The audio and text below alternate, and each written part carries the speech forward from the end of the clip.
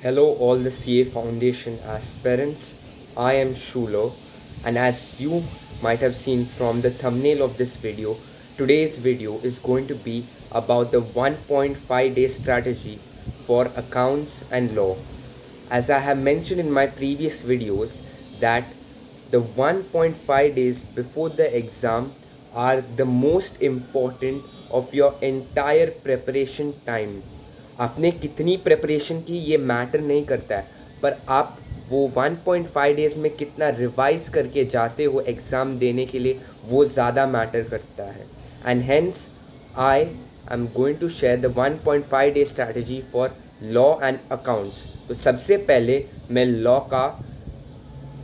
का strategy share करने वाला हूँ.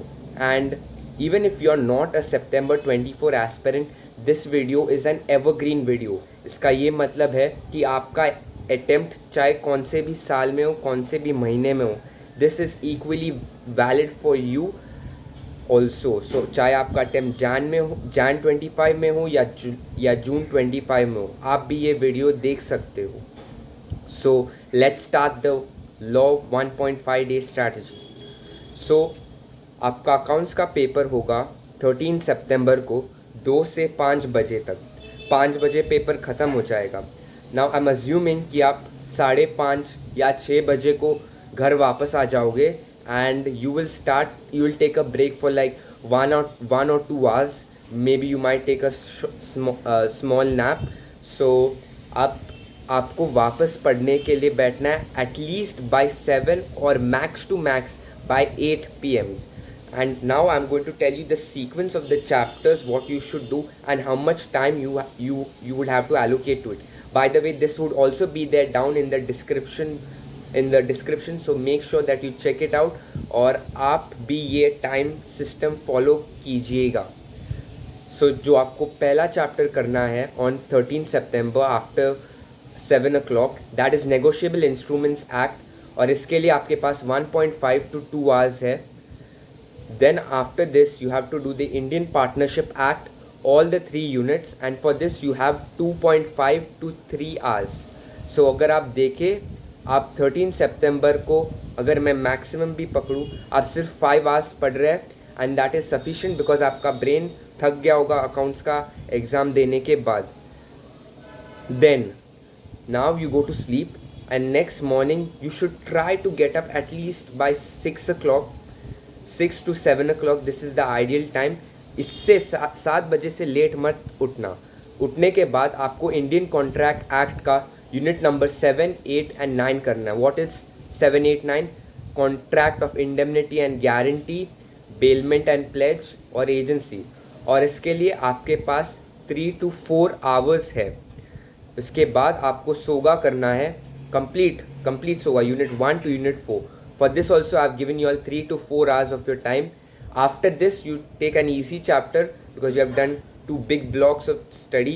You can take an easy chapter, that is LLP, Limited Liability Partnership Act 2008. इसके लिए आपके पास 1 to 1.5 hours है. Then after this you can do Indian Regulatory Framework.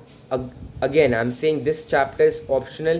You can skip it in the examination. ये chapter का question number 4 में आने वाला है इन योर लॉ एग्ज़ाम, और इसका वेटेज सिर्फ 6 marks है. But again if you want to revise it और if you want to do it, I am giving you all 1 to 1.5 hours. तो अगर आप अभी तक देखो 14 सितंबर को मैक्सिमम अगर इंक्लूडिंग इंडियन रेगुलेटरी फ्रेमवर्क आपने 11 hours की पढ़ाई की हुई होगी, और अगर आप इंडियन रेगुलेटरी फ्रेमवर्क को काउंट नहीं कर रहे तो आपने 9.5 hours की मैक्सिमम स्टडी किया होगा. Now after this your mind will get tired, no doubt about that, and that's why now I am bringing Indian contract act unit number 1 to unit number 3. This I believe आप लोगों ने multiple times इसका revision किया होगा in the past, and because of that you don't have to revise it with that much of intensity as is required for the other chapters. So for unit 1 to unit 3 of Indian Contract Act I've given you all 2.5 to 3 hours. तो अगर आप maximum भी देखो, you are studying for 14 hours, which in my case is which in your case should be okay, because ये exam के time का है, हर दिन 14 आवर्स नहीं पढ़ना, ये सिर्फ एग्ज़ाम टाइम के डेज़ में। और अगर आपको ये क्वेश्चंस आ रहे हैं कि मैं कब खाऊंगा कब पीऊंगा, तो आपका सुसु कक्का पॉटी का टाइम आप डिसाइड करना। You are big enough, you are mature enough, मैं बस आपको सीक्वेंस ऑफ द चैप्टर्स बोलने वाला हूँ और आपको उसको कितना टाइम एलोकेट करना है, बाकी आपको कब खाना है वो आप डिसाइड कीजिए।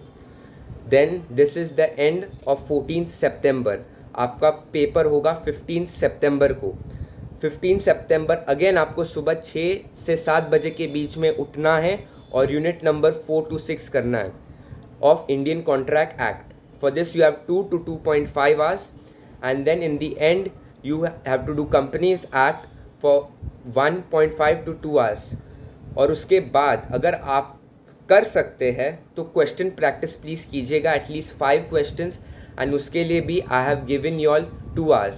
सो अगर आप लास्ट डे को देखो 4.5 + 6.5 hours, सो आपका आराम से 1 PM तक ख़त्म हो जाएगा, and you will be able to go for the exam by 1:30, और एग्ज़ाम हॉल में बैठे रहोगे 1:30 पे, और 2 बजे आपका पेपर चालू होगा। बट क्वेश्चन प्रैक्टिस प्लीज़ कीजिएगा, या तो चैप्टर का रिवीजन करते समय जो मैंने टाइम अलॉट किया उसमें कीजिएगा, या तो मैंने जो सेपरेट टाइम स्लॉट किया है उसमें कीजिएगा। But please make sure that you follow this strategy. At the end of the day strategies आपको 12 के भाव में मिलेंगे, but doing execution on the strategies, that is what will make you pass in CA foundation and you'll come into CA inter. तो मैं ये सब chapters और उनका अलॉटेड टाइम का लिस्ट डिस्क्रिप्शन में दूंगा, so please check it out. Now let's move to accounts without wasting any time. So accounts, today I am shooting the video on 10th, और आपका अकाउंट्स का पेपर है 13 सितंबर को, so you have plenty of time. Now it depends कि आप कब ये video watch कर रहे हैं मेरा, और आपका कितना पोर्शन हुआ है। जो आपको सबसे पहले ये वीडियो देखने के बाद ही चालू कर देना, that is chapter number 1 and 2, the theory chapters that are there in module 1, और वो पूरा कर देना। एक दिन लगा दो इसके ऊपर, नो डाउट एक दिन लगा दो, पर ये पूरा कंप्लीट कर देना A to Z। Don't leave one question, one concept और any illustration. Solve it completely. In chapter number 1 there are 7 units, and chapter number 2 excluding the rectification there are 5 units. So आपको ये 12 unit एक दिन में करना है, एक दिन में रिवाइज करना है। And by revision I mean doing those things that you had a difficulty earlier in, कि आप पहले उसे सॉल्व नहीं कर पाए, या पहले आपको लगा ये कुछ हार्ड है, इसमें आपको वही करना है। देन इसके बाद you do company accounts, last 3 units, that is bonus right issue, redemption of preference shares, redemption of debentures. Then you do dissolution, partnership and LLP. Then you do chapter number 4, incomplete records, single entry.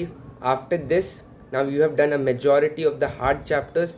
After this you do BRS, rectification of errors, bills of exchange and promissory note, depreciation. These are easy chapters. Then after that you can do final accounts, NPO, partnership accounts, company accounts का unit number 1 to 3 जो आपने पहले नहीं किया है, ये सब कर लेना। I will again put this also in the description, the order. मैंने इधर इसका टाइम नहीं दिया है बिकॉज ऑब्वियसली ये 1.5 डेज में नहीं आता। अकाउंट्स का कोई 1.5 डेज स्ट्रैटेजी थोड़ी ना होता है। You can study accounts for 1 week for 1 week before the exam, और you can study accounts 2 days before the exam. उसका थोड़ी ना 1.5 डेज स्ट्रैटेजी निकलता है। But make sure that you follow the sequence. मैंने ये सीक्वेंस में न्यू चैप्टर्स को पहली प्रायोरिटी दी है, ताकि बिकॉज न्यू चैप्टर्स का वेटेज ज़्यादा है अभी जो होने वाले वो एग्ज़ाम में। एंड ऑल्सो अगर आपने मेरा लॉ का ये सुना होगा तो मैंने पहले नेगोशिएबल इंस्ट्रूमेंट्स डाला था new, which is the new chapter. Then I had put Indian Contract Act unit number 7, 8, 9 on day 2. So make sure that you follow this strategy. अगर आप ये strategy follow कर सकते हैं, आपकी चाहे कितनी भी preparation हो, guaranteed है कि आप पास हो जाओगे।